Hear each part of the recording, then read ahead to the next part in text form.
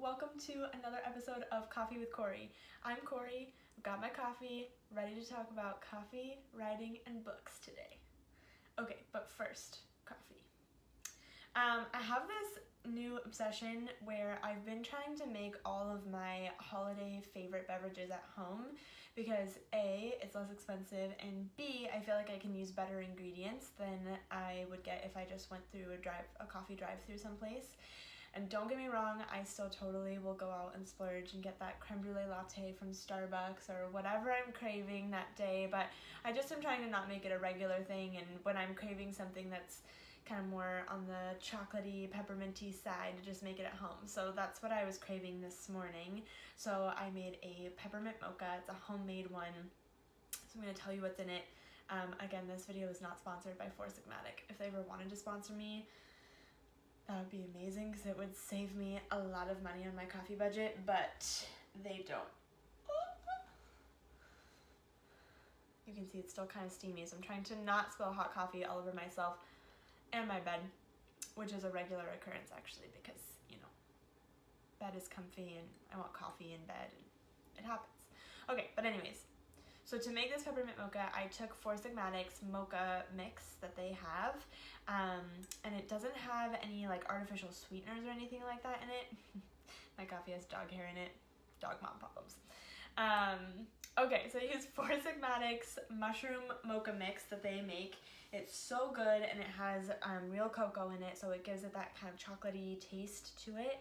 So I used some of that, and then I also took Trader Joe's makes a naturally flavored vanilla coconut milk, so I put that in as my kind of thing to make it creamy and a little bit sweet. And then to give it the peppermint, I just added a teeny tiny drop of peppermint essential oil.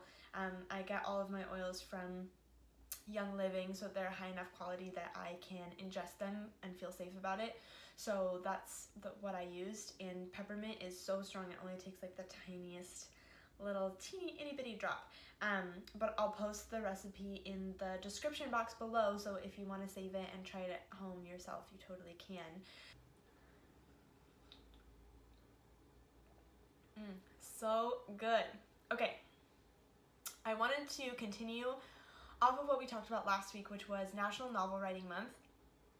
I'm going to update you on how my National Novel Writing Month is going, and then I want to talk about one of the biggest and most important tools to a writer that I think a lot of people underutilize, whether they are a seasoned writer and someone who does it professionally, somebody who writes every day, or whether they're somebody who's just trying to get into it and do it for fun, like we've been talking about doing for National Novel Writing Month. So, for me, I have been making it a goal to write for 30 minutes every single day. That's been my participation in National Novel Writing Month. And it has been really tough. A lot of times I still procrastinate on it. A lot of times my 30 minutes is my last 30 minutes of the day. I stay up 30 minutes past my bedtime and just force myself to write at the end of the day because I procrastinate on it. I honestly can't tell you why. I think there's just some sort of weird, like, it's partially fear, I think, like fear that I'm not going to be good at writing, or fear that I'm going to waste my own time by writing something that I don't like. I don't really know. Like, I have this weird fear around just sitting down and doing creative writing. And also another piece of it is just, feeling like it's a waste of time. Even though I don't actually believe that. Like, I think that is just my fear coming through, and I don't really know what I'm afraid of. I haven't set a goal for myself of necessarily like sharing what I write during National Novel Writing Month, or I'm certainly not setting a goal of like trying to get it published or anything like that. My goal is really to start small, just to get myself to do it right now. So my goal is just to accomplish writing for those 30 minutes every single day. And the other piece of that I found is that I really enjoy it. Like, once I make myself sit down and write, I have a lot of fun doing it, and I usually wind up finding that the writing flows pretty easily, and I do actually really like the story that I'm working on. So I'm going to stick with it, and I'm hoping that this week, because I've started to build it into a more consistent pattern, sitting down to write will feel a little bit easier and not as clunky. So that's my update. I hope that you guys are out there writing, and if you are, I'd love to hear from you. I'd love to hear about what you're writing. Tell me all about it. I would love that. So yeah, check in with me. Okay.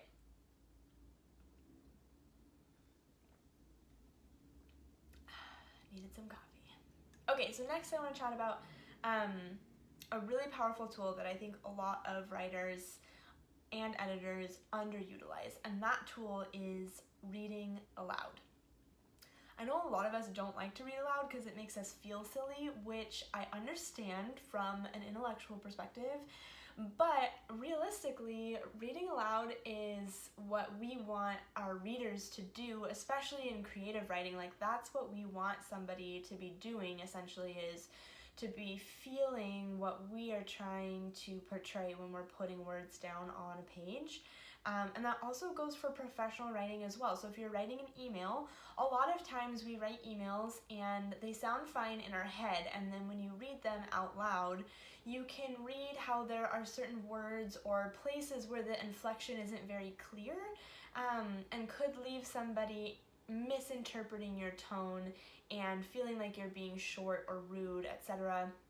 Or sometimes even we will write things out in kind of a shorthanded email because we're trying to get through it quickly, and then when we read it out loud to ourselves, we actually wind up realizing that it sounds much shorter and curt than how we would actually speak to someone in person. So I think that a great tactic when you're sending an email professionally, especially if you're sending an email that maybe is a more difficult email to be writing, maybe there's not necessarily a conflict, but maybe you're trying to come up with a solution for a problem, or trying to instruct someone in doing something a different way or something like that. It can be really, really useful to just take the extra few minutes to read your email out loud, or even have a friend read it out loud for you so that you can hear how they are reading inflection and tone into the email and understand how somebody else might read that. So that's one of my biggest tips. I think too, like, this is really helpful if you're somebody who is studying language. One of the big things that I watched people struggle with when I was studying English in school was the ability to identify different tones and voices within pieces of writing.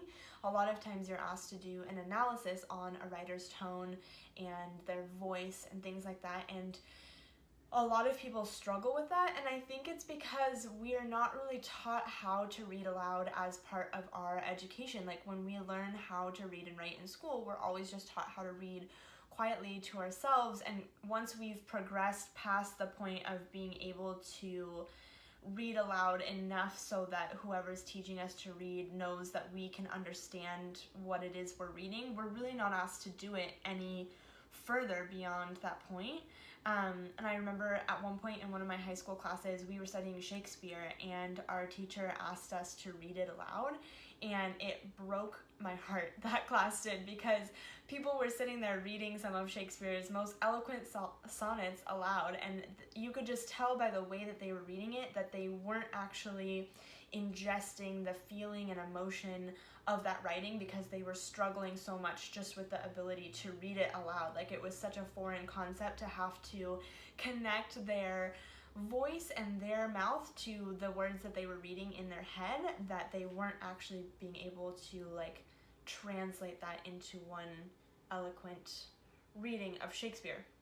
Which isn't a judgment on anyone who was reading. Like, it's definitely a skill that you have to practice, but I found that the more regularly you practice it, the better you get at it, and pretty soon what happens is it actually changes the way that you read. So if you read out loud, pretty soon what happens is it's gonna slow down your reading a little bit at first, but then what happens is you actually, I think that you comprehend things a lot better when you read, because you'll start to naturally think through, like, how would I actually say this out loud if I was reading it? And especially I think having a character's voice come through you if you're reading, like, a novel or something like that aloud, and you're actually giving voice to a character, it really helps you to connect with their personality and understand them and differentiate who they are from other characters in a storyline, maybe even better than you can if you're just reading something in your head. Now, I know that sometimes we don't want to disrupt people around us if we're reading, maybe we're reading in a library, maybe we work in a really small office space and we don't want to disturb people while we're reading aloud. I think even if you just do the action of mouthing the words and are not actually like vocally saying them aloud, it can be really useful. So that's a huge tip that I would give. Everyone is so hesitant to do it. Nobody wants to read aloud because it feels embarrassing at first, because a lot of times it does feel really clunky and awkward for us because we don't read aloud very often.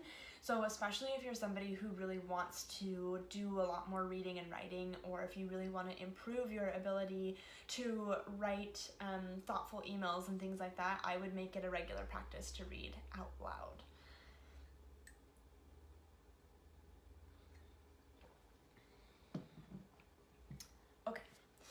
A lot of times, the other thing that I see people miss a lot of times is they will be very eloquent speakers, and then when I read their writing, they're missing the rhythm of speaking in their writing. And what I mean by that is there's a lot of misplaced commas, or there are run-on sentences. The biggest way to spot a run-on sentence, this is my number one way for identifying one as an editor, is if I can't make it through the whole sentence without taking a breath. So what happens too is if you have a sentence that is too long, so let's say I'm trying to read something and I'm reading it out loud and I can't make it all the way through without taking a breath. Okay, so now I know that this sentence is too long. It's a run-on sentence. And I need to go back and figure out either A, a way to punctuate it so that there's a spot for me to take a breath, or B, it needs to be rewritten so that it's in two separate sentences. And the way that I can do that is if I read through the whole sentence again and there's a natural place where I want to pause and take a breath, like I would if I was speaking to someone in conversation, that's a place where I can put punctuation. If there's no place for that, for it to still logically make sense when I'm reading it out loud, then I know that that is a sentence that needs to be rewritten and it needs to be broken out into two separate thoughts. So there's a lot of these kind of things that I am now able to do in my head as an editor that really has come from just reading a lot of things out loud and starting to understand where those places are, where there's a discrepancy between how we would say something in conversation versus how we're writing it on a piece of paper. And the key to writing that is easy to read is really making sure that it has that flow to it so that somebody doesn't get tripped up when they're reading it and think, wait, that feels awkward, right? Because that immediately pulls them out of whatever they're reading. So whether they're reading it for an educational purpose or whether they're reading it and we want them to feel an emotion from it or whatever it is, if that is that clunky moment where they have to stop and kind of question like how they're actually supposed to read something, then it really pulls them out of what we want them to be feeling or thinking in the writing. So there you go. To practice what I preach, I wanted to show you the difference and how clearly you can hear the difference in tone and voice when you read something out loud. So I have two of my favorite books with me. I have a book of poetry by Rumi, and then I also have the current novel that I'm reading, which is called The Eye of the World, which is by Robert Jordan. And this book caught my eye because one of the pieces of feedback on it, right on the cover, it says, "Jordan has come to dominate the world that Tolkien began to reveal," from the New York Times. And I freaking love Lord of the Rings, so that immediately caught my interest, and I started reading this series. It's been amazing so far. So I'm just going to read you the first couple pages of this book, and then I'm going to read you one of the poems out of this book. Both of these authors, writers, however we want to term them, are trying to tap into some kind of magic. They want to make us feel like we are in this whole other world, and they want to make us feel a sense of majesty, but they do it in two very different ways. So I'm going to read a little bit of each to you and just show you how you can hear the difference in those. Plus, then maybe you won't feel as weird about reading out loud when you hear me stumble through reading aloud from these books. Okay.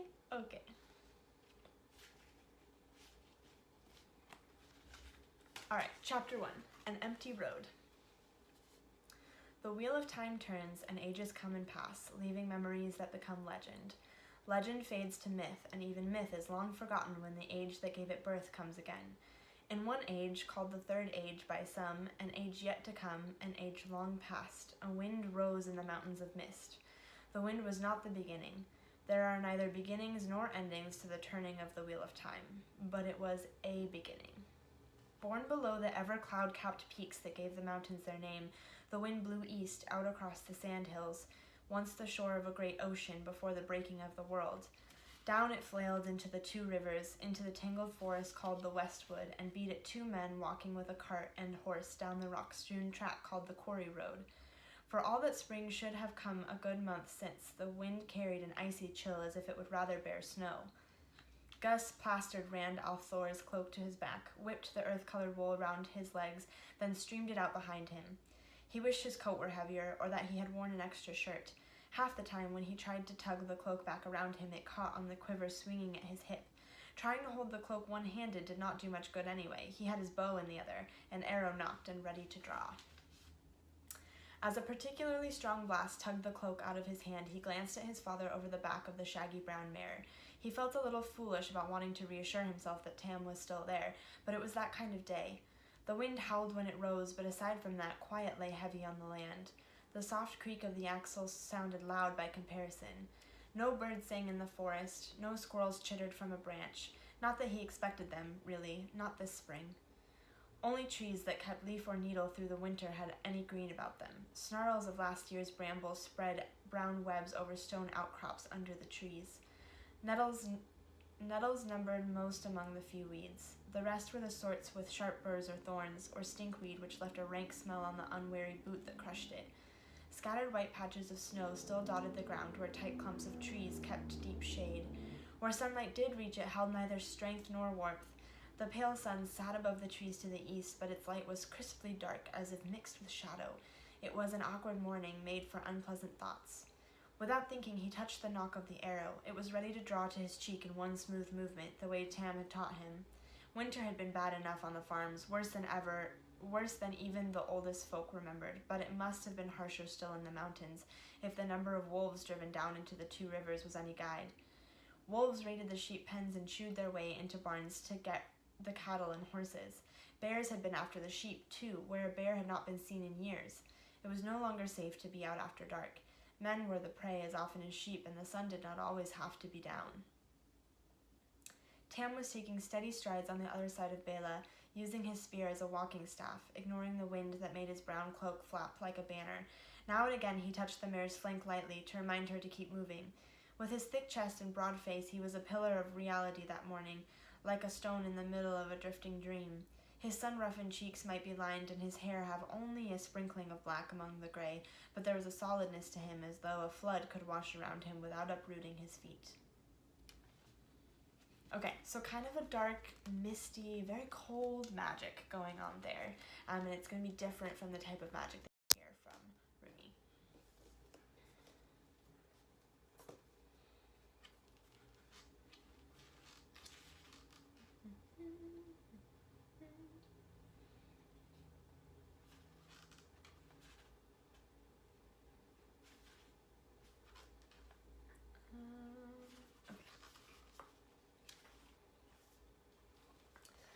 Of being woven.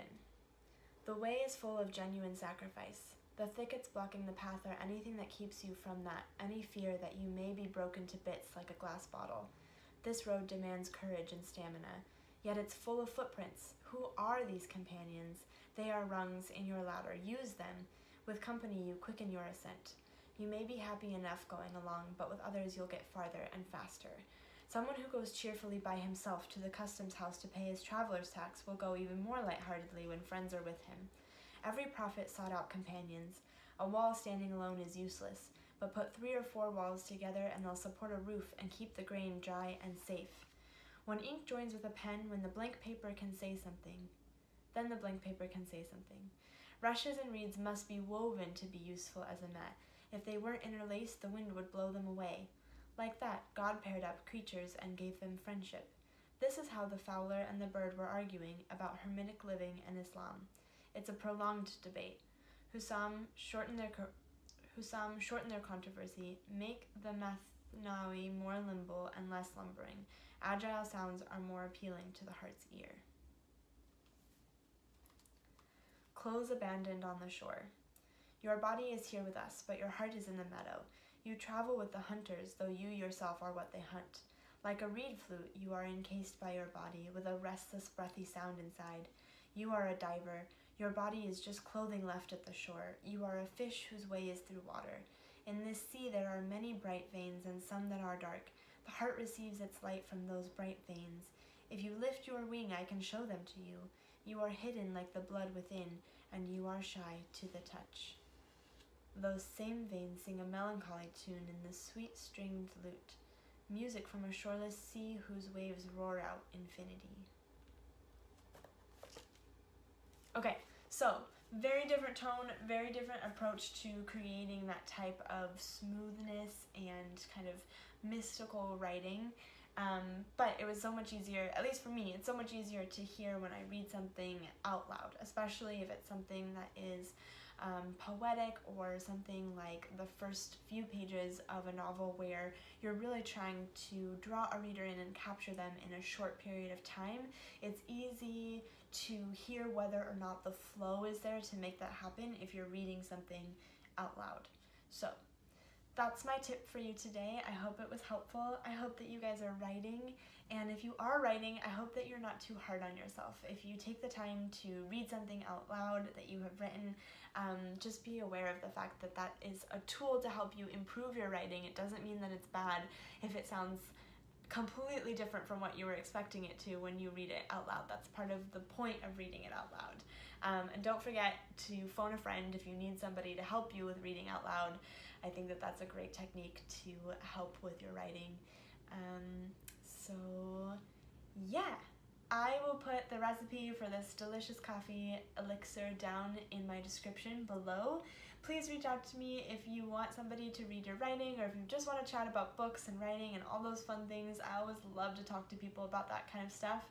You can follow me on Instagram. I do a lot of daily vlogging over there and talking about just lifestyle stuff, and I'm also sharing pieces of my journey with National Novel Writing Month, and I hope that you guys have a beautiful rest of your week. Thank you so much for watching. If you want to be notified about future Coffee with Kory episodes, don't forget to hit the subscribe button below, and if you liked this video, please hit the thumbs up button so that I know. Thanks guys, bye.